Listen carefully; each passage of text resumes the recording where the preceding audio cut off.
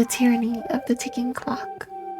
Sebastian was a man who deeply resented the Gregorian calendar. He found its imposition of a hard reset on the human condition to be frankly arbitrary and a little insulting to the continuity of the universe. Why December 31st? He'd grumble to his cat Socrates, a creature who understood the flow of time only in terms of wet food proximity. It was the Romans in 153 BCE. They did it in March.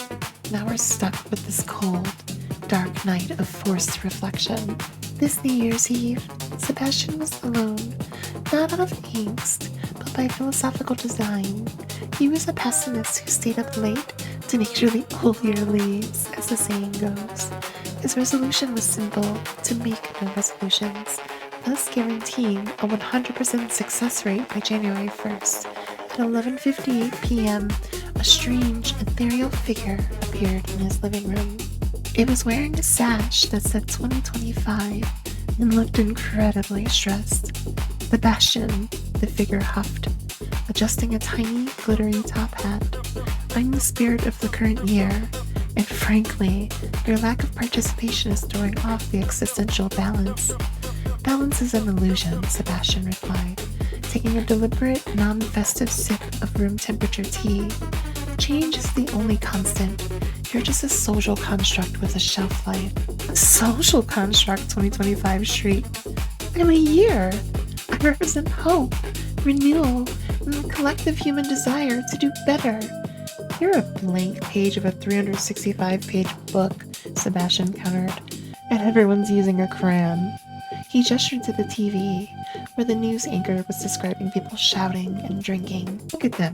In 5 hours, they'll all be the same, just with hangovers and resolutions to exercise more. That will last until January 3rd. But it's about the attempt, the year spirit said. It's about the magic and new beginnings. The only magic is that the bartender will be crushed by customers at midnight, Sebastian deadpanned. It's all a grand, collective delusion designed to help us cope with the inevitable march of time. Just then, a different figure appeared. This one was a baby in a large diaper with a sash that read 2026. Is it my turn yet? It gurgled, full of aggressive, unearned optimism. The current year spirit sighed deeply. Yes, it is. He handed the baby a small, heavy scroll of global crises and unmet expectations.